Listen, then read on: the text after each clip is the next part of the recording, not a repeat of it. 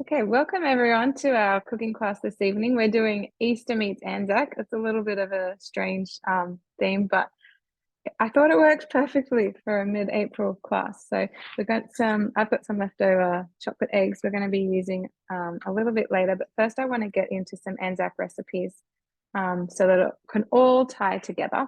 And I want to show you some hints and tips about cookie dough a little bit later as well.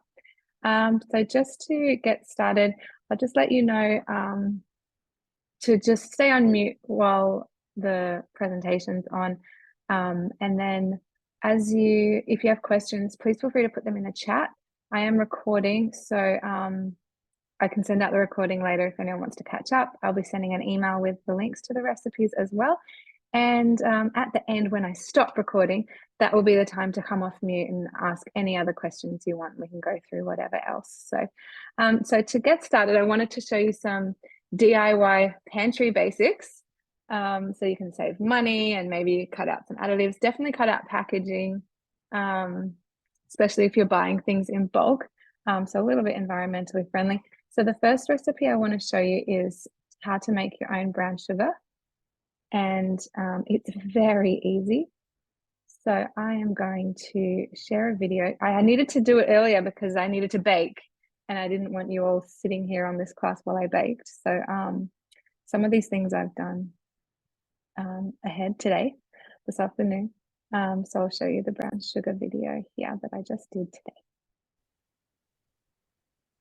Hey, today I wanted to show you how you can make a really good pantry staple that everyone needs in a lot of different cooking recipes. But the reason we're going to make it ourselves is to save money and also to just convenience of you're in the middle of a recipe and you realize, or you're about to cook something and you realize, oh, I don't have any brown sugar.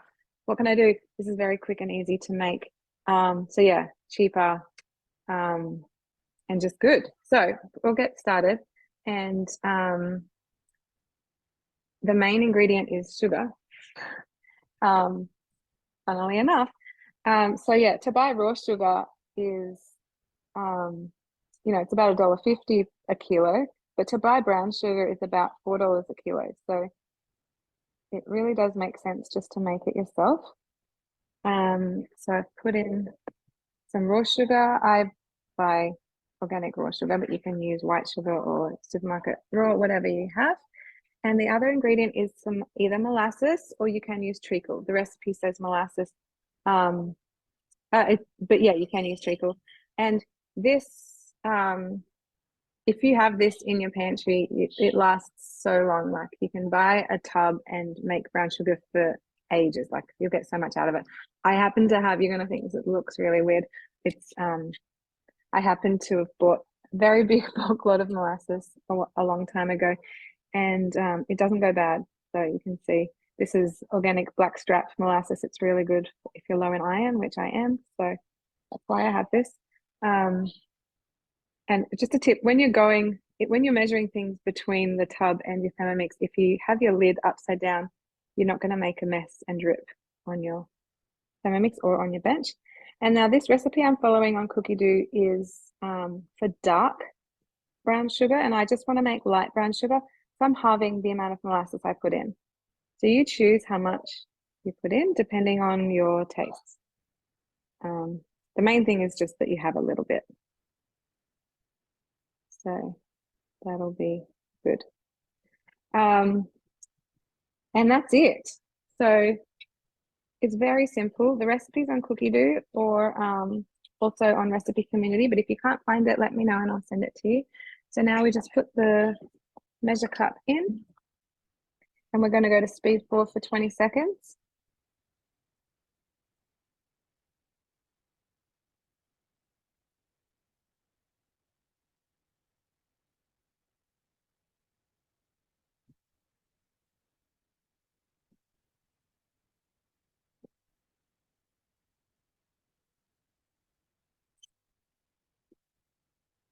Oh, it's finished.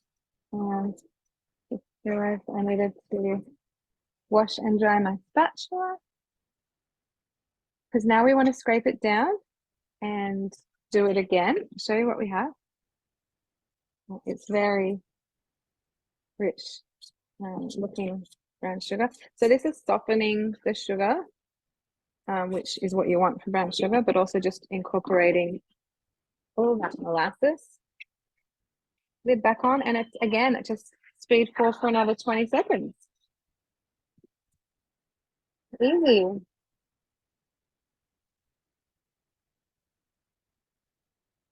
So yeah, there's actually a lot of different pantry staples that you can make in your Thermomix instead of buying them. You'll be surprised how many you can find on Cookie Do.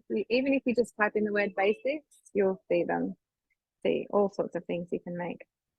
And that's it. So less than a minute to make your brown sugar and ready to carry on with whatever recipe you're making.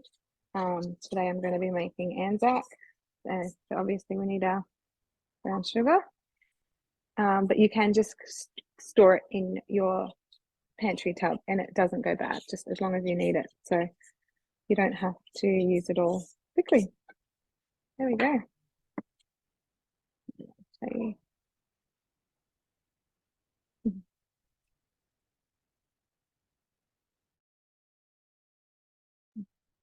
Okay, so that was our brown sugar, and our next pantry staple that we use a lot at ANZAC time is our golden syrup. We also use it a lot at Christmas time too, because our family loves gingerbread, and then just through the year too. But yeah, I did want to show you this. This also saves, you know, a few dollars each time you make it. So definitely worth giving it a go.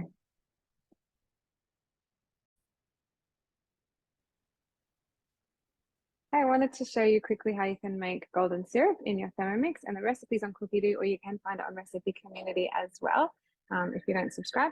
But I will just get started. It's pretty quick to do. The first ingredient is some brown sugar, which you can also make in your Thermomix. There's a recipe on Cookie Do and Recipe Community for that. It's just sugar and molasses. Oh, so I'm just weighing 50 grams in. And almost enough, perfect. And next is some cold water. So we want 2 teaspoons of cold water that I already had prepared here.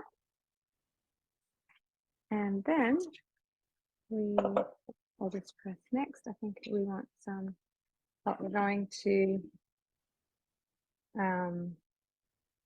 cook that for 15 minutes with a simmer basket on top instead of a measure cup. So I wasn't prepared with that.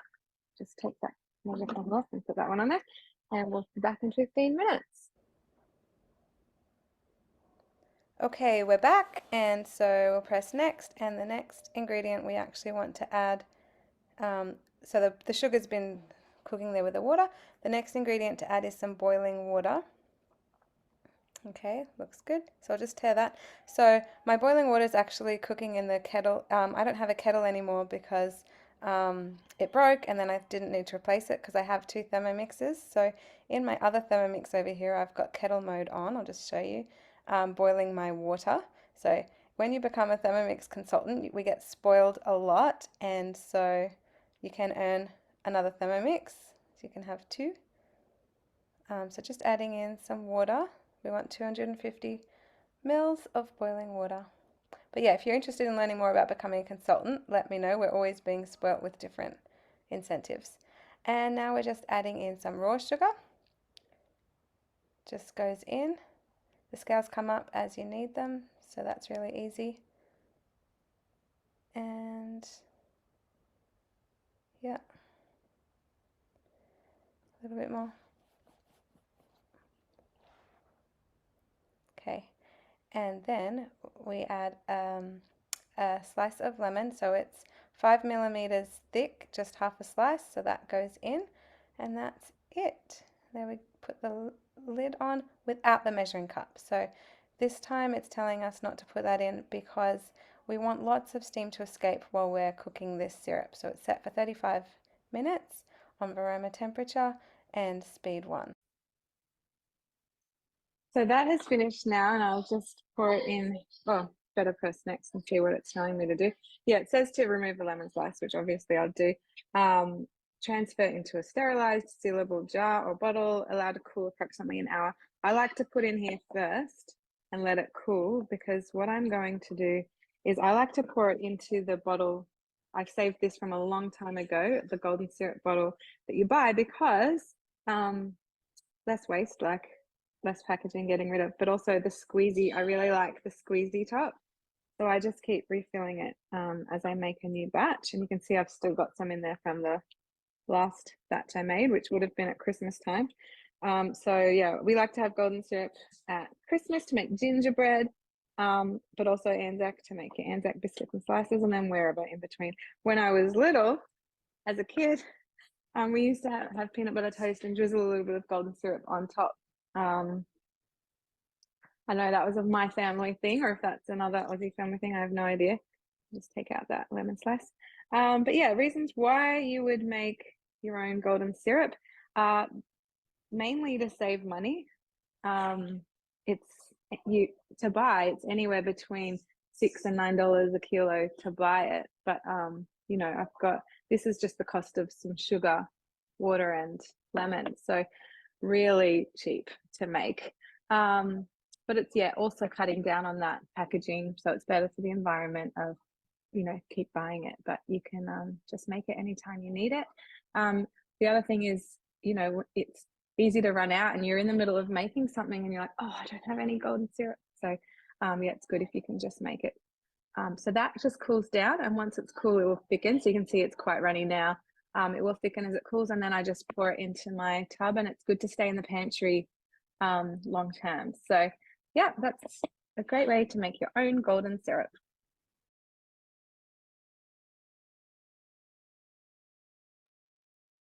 Okay, how are we going? So two DIY pantry staples there, as promised, ready for your ANZAC baking.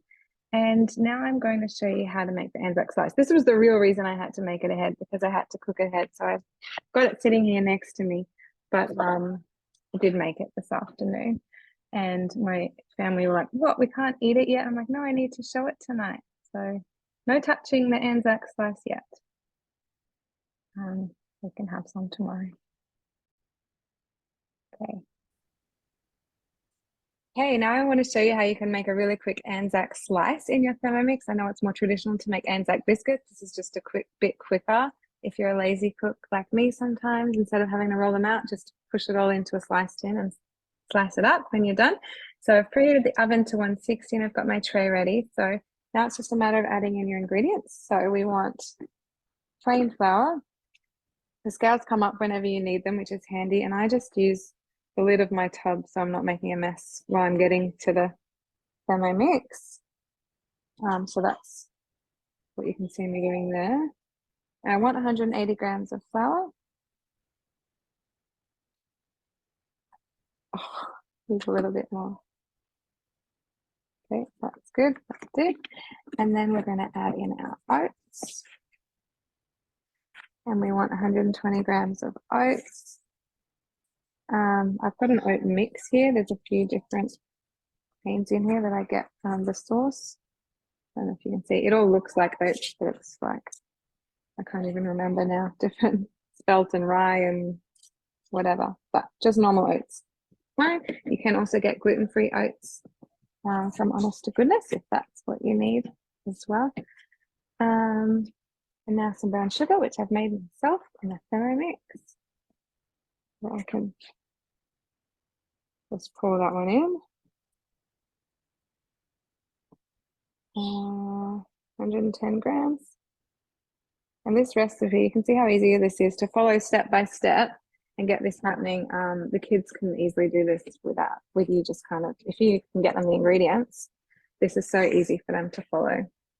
And we want some coconut, which I've already measured out because my tub is big.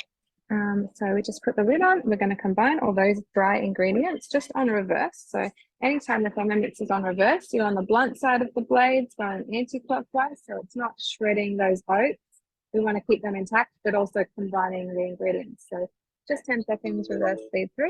And it says to set that aside. If you happen, so normally that means tipping it out into a different bowl and setting it, like literally setting it aside. But if you happen to have two, and that's our mix. If you happen to have two Thermomix bowls, you can just put that whole bowl aside, grab a new one, and we carry on. So we're putting in some butter.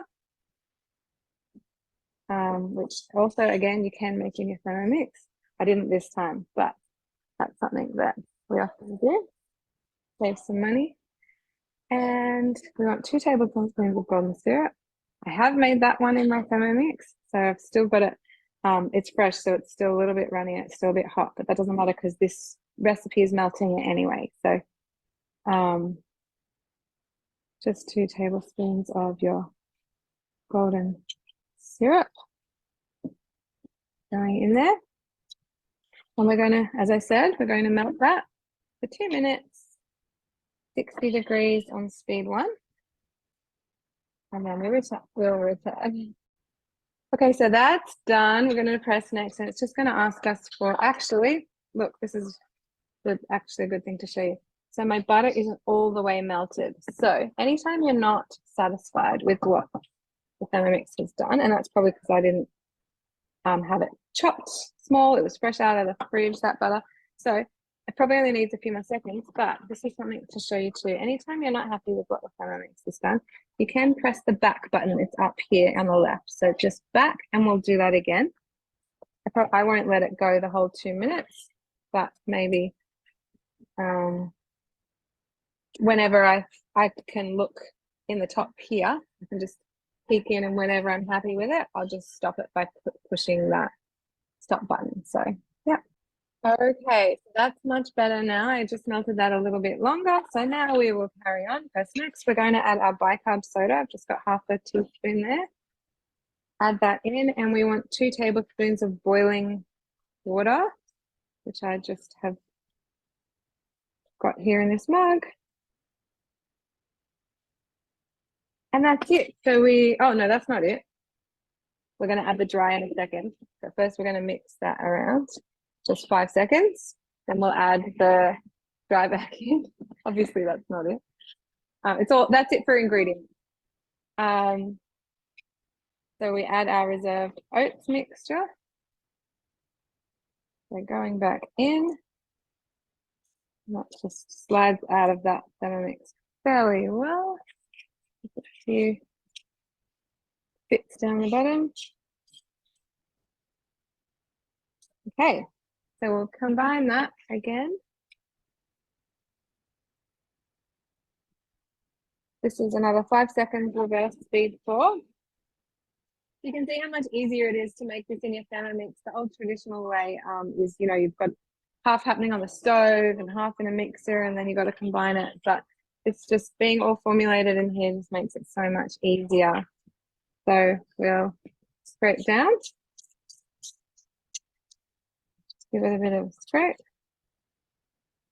And you can mix it again. Yeah, it does say to. You don't have to mix it again. It actually looks pretty well combined. But if you really want to make sure, another 5 seconds. And then we're going to press it into our dish and push it down and bake for 15 to 30 minutes. So that's quite a difference. I think it does depend which tin you're putting it in, like square versus rectangle, or if you're doing it high versus low. So just watch your oven, but it's a slow oven, so 160 degrees, which is quite low, but that's good for your ANZAC Slice. So just getting it all out. It's a pretty good texture of a slice mix. You can see it comes out pretty easily without any waste in there. I'll just push it down. So I will bake that and then show you the end result. And then I'm going to add something to the top of this. Because we've just had Easter, and I've got some leftover Easter eggs I want to use up. So you can drizzle some chocolate on top when it comes out of the oven. It's nice just the way it is as well. But yeah.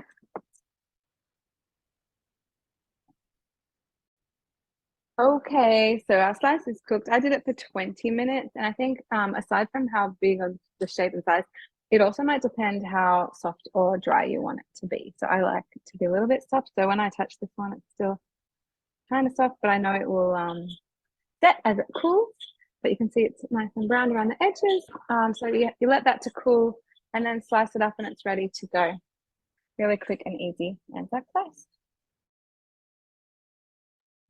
Okay, so we've been doing some ANZAC cooking so far, and now I want to show you some tips of what we can do with our leftover Easter eggs. So I had bought a giant bag of Lindt sort of mini solid eggs for a bunch of teenagers who were over, and I didn't eat them all. So I've got some here.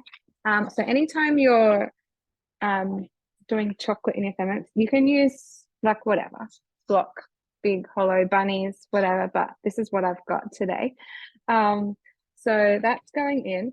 Oh, that's what I was about to say. Anytime you're working with chocolate in your Thermomix bowl, really make sure it is super dry, because if there's any water in there, it will seize the chocolate and it won't melt properly. It'll wreck it. So hopefully my bowl's really dry.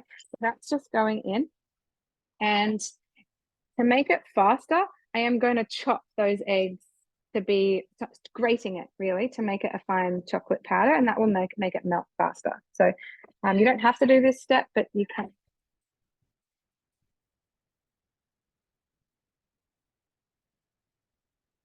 That was about 5 seconds on speed 8, and I have got that pretty well chopped down. I'll show you what we've got happening here. So it's just grated into small pieces. And so to melt that, now if you were tempering chocolate, you actually need proper couverture chocolate or calibre chocolate, like it has to be the real deal for it to be properly tempered, but melting chocolate's good too. So I'm going to set that, and it's a matter of setting it for a few minutes on 50 or 45, whatever, like around that temperature, between 45 and 50. And we'll do that on speed 1 for a few minutes. And then we're actually until it's properly melted, and you can look through the measure cup hole. And then the next step is dropping that temperature down to either 37 is a good one, or you can even just not have the temperature on so that you're just stirring it. So you're basically coming down in levels. But then by the time you're pouring and setting it out, you don't want it to be any less than 31 degrees. If it gets cooler than that, you need to turn it back on and heat it again. And chocolate can be done that way. You can go back and forward with it as if you're working with it like in molds. There's some really cute Easter molds you can get from the mix shop or kitchen shops around, but or mold, like whatever molds, doesn't have to be Easter. But as you're working with it, if it starts to get too cold, put it back on, melt it again, so that it can go runny again. So yeah, that's a few chocolate tips, is just making sure your bowl's dry and then working with those temperatures. And that is one of the great things about the Thermomix is the temperature control. So if you're working with cooking milks, you wanted it between 70 and 90, obviously higher for cooking dinners and things, but melting chocolate at below temperature between 40 and 50 is pretty good. Yeah, and then I wanted to show you, while that's going, I wanted to show you some cookie dough tips. So if you're on here, you can even just, if you aren't sure what you want to make, but you need some inspiration, well, actually, first of all, you can scroll down to see what other people are cooking and what's new. I love seeing what's been cooking this week. This changes each day, so that's interesting. And we've got a new Stack Up the Savings collection for you to look through. That's really good for saving money. But you can just type in keywords. So typing in the word Easter brings up 1,650 English recipes that have been tagged as Easter recipes. Another one, I don't remember if basics. So because I was doing brown sugar and golden syrup today and showing you some other DIY basics, I thought you might want to have a look and see what other basics we've got here. So some of these recipes are just really good to have. A lot of people don't realize you can make your own curry pastes and stocks and ghee. We make ghee a fair bit, garlic paste, ginger paste, all these things. So it's all just here on Cookie Dough. The other one is if we type in ANZAC, let's see what comes up. So today, you saw me make the slice. The biscuits are really good, but if you've got dietary requirements, you can make healthier ones or gluten-free as well. So yeah, there's only 8 ANZAC recipes, but I'm not sure what else you can really do with it. On Recipe Community, there's a lot more ANZAC recipes. There's like a cake and whatever else. So once you find a recipe you're interested in working in with, you can organize it by bookmarking, adding to a collection, or you can add to weeks, meaning choosing which day you're going to make that. So say you want to make it on the day before Anzac Day, I don't know. And then you want to add it to a shopping list. Because you want, sorry, the Thermomix is just beeped and I want to get that cooking again. You need that. So when you're organizing your recipes for your shopping list, it does bring up all the ingredients you want in the categories to make it really easy. And anything you've already got at home, just tick it off before you go shopping, or as you're adding it to the trolley, just tick it off so that by the end your list is empty. But if you don't want to be the one doing the shopping, you can press this order ingredients button, and it works with Woolies online. It detects the ingredients you want, it chooses a brand for you. So if you don't want that brand, you do need to press the swap button and choose the brand you do want, for whatever reason. I don't know, whatever. And then, yeah, then it's add to your cart and you're ready to go. But the other thing I wanted to show you in Cookie, because not a lot of people realize that there is this function here called created recipes, where you can add in your own recipes, like family favorites or recipes from Recipe Community, or Cookie Do recipes that you want to alter to make your own. You can do that. And the other thing is recipe scaling.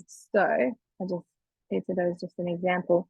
But if there's a recipe that is too big or too small for your family, you can come in here and change the serving size to suit your family. And then when you're cooking it, all the ingredients alter to be the ratios that you need for your family size. I'll just stop share there and see what's happening here. Okay, it looks like it's all melted. So far I've just had it on 50 degrees. And that's it actually smells amazing.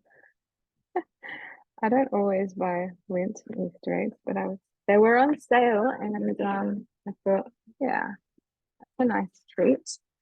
So so now that that's been at 50 degrees, I will turn that down for another 2 minutes on 37 degrees and get that mixing.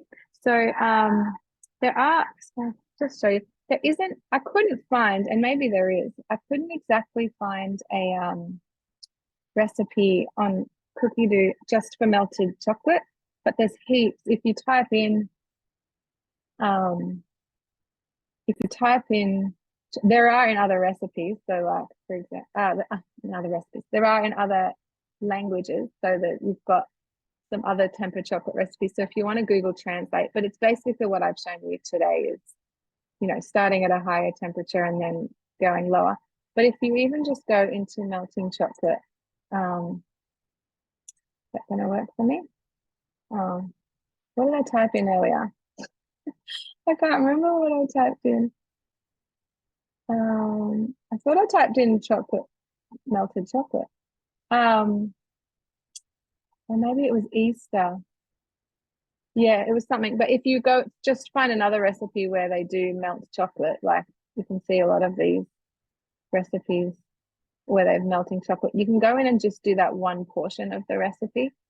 Yeah, I think I even typed chocolate, Easter chocolate, and you can see, those recipes where they're making a chocolate Easter egg, for example. So obviously they're going to be melting chocolate there. And each of the recipes seem to vary a little bit. Some are 37, some are 50, some are 40, and some do the tempering.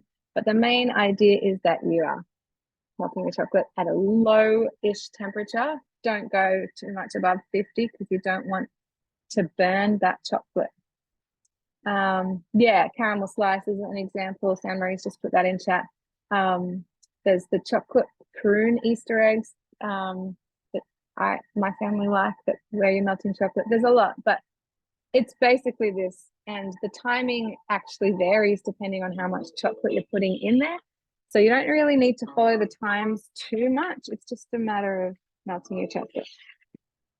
And so then I'm going to just kind of very roughly, if you wanted this to be thinner, I know some recipes now add a little bit of oil or milk or cream, depending on what it is. You could add coconut oil to just make it spread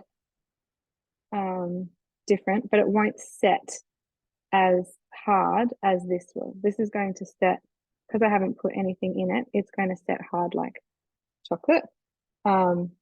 Whereas if you put like even butter you could put in, or cocoa, and it will just stay a bit soft. So it's, in some cases that's what you want. Like if you're making truffles, you want it to not set super hard. You want it to be kind of soft, chocolatey soft.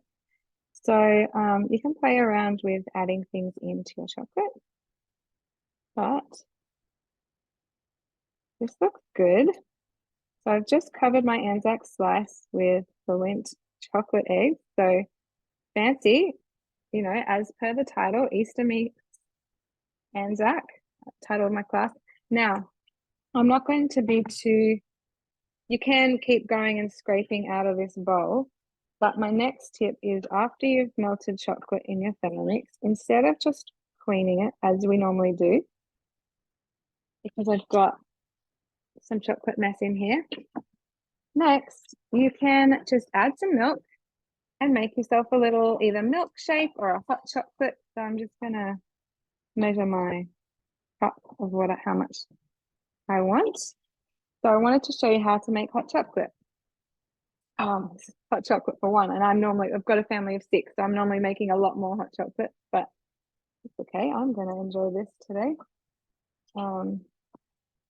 And if my kids are listening right now, they might come and steal it off me.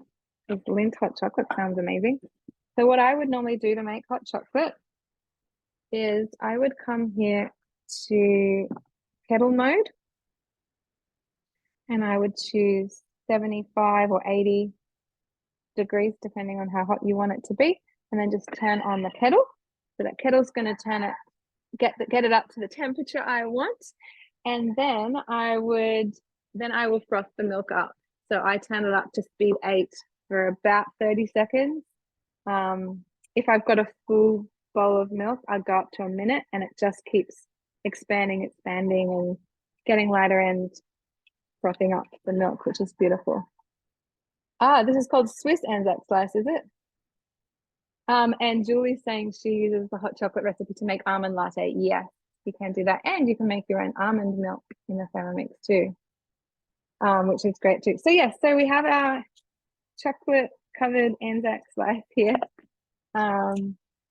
with, as Julie says, Swiss, because we've added our Lindt chocolate. And to cut my slices, just a tip, I always use a pizza cutter because it just seems to cut it more evenly, quicker. And the reason I like slices compared to making biscuits is because really I am lazy in the kitchen. I just like to just whack it in, get it out, and quickly chop it up. Whereas my kids, if they are baking, they like making biscuits, and they're happy to sit there rolling them out and putting them on the trays, and that's fine. Good on them. That's great, because then we all get cookies as well. The other thing I wanted to mention is that, from the ANZAC recipe, you might have noticed I have 2 bowls. It is very handy to have 2 bowls, and there's a few ways you can get another bowl. You can just buy one. It's $375 to get a second bowl set. You can become a consultant and earn one for free as part of the incentives they give us, because as I said, when you're a consultant, they are always throwing generous gifts at us. But the other way at the moment, just in April, is if you wanted to host a cooking experience with a couple of friends, you can talk to your consultant and get access to a second bowl for $99. So saving $276 there. So hop onto that one for April. I think that's a very good deal. But yeah, having two bowls is very handy for switching out mid recipes, even if you, you know, sometimes I'm in the middle of making a curry and I need almond meal and I'm out, just switch my bowls and make almond meal or a spice mix or like garam masala or in today's case it was setting aside. But there's a lot of recipes, even make your bolognese in one bowl, set it aside, and that stays hot and nice in there while you use your other bowl to make a bechamel sauce, and you've got lasagna ready to layer out. So having two bowls is very handy. So yeah, I was kind of waiting for this to set a little bit, but you can see how nice and glossy that chocolate is there when we've melted it properly at the right temperature. And yeah, I will just slice it up. It can keep setting because I want to show you the inside texture of the slice. Oh, and my milkshake, my hot chocolate's ready, so I'm going to froth that up. It'll be a bit loud, so I probably can't talk for a few seconds.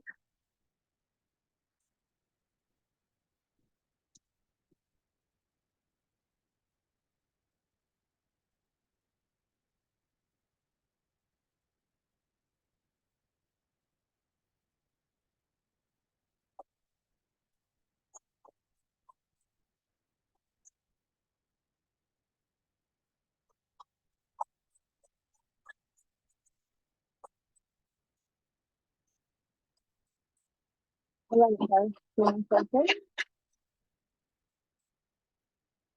That'll do. That was 30 seconds. And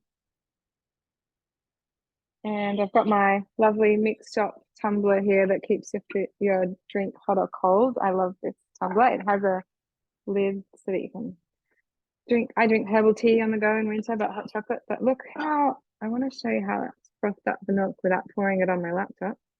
I don't know if you can really. Yeah, I don't know. Anyway, trust me. Well, maybe while I pour, you can see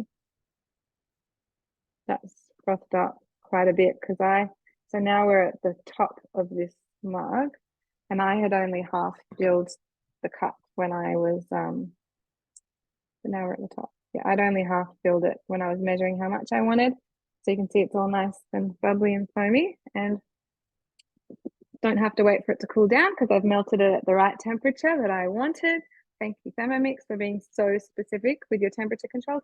So I've got a hot chocolate and a beautiful chocolate covered ANZAC Slice here, made on the cheap with making our own pantry basics. And that's basically what I wanted to show you tonight. So I will stop the recording and then give you a chance to ask any questions if you want to.